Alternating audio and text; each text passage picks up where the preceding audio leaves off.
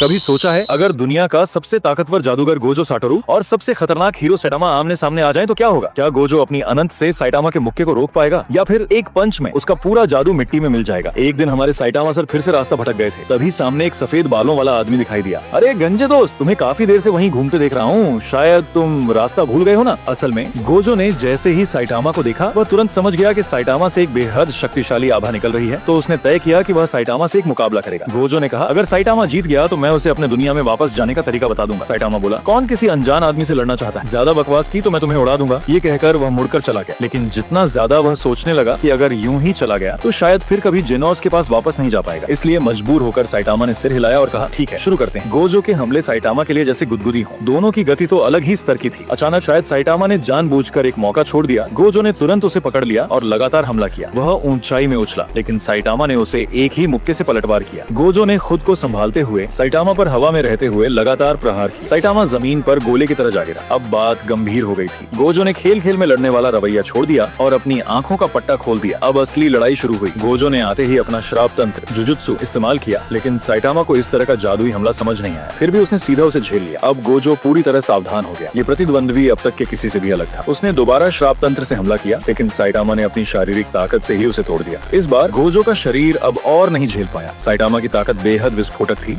जिससे गोजो पूरी तरह हार मानने की स्थिति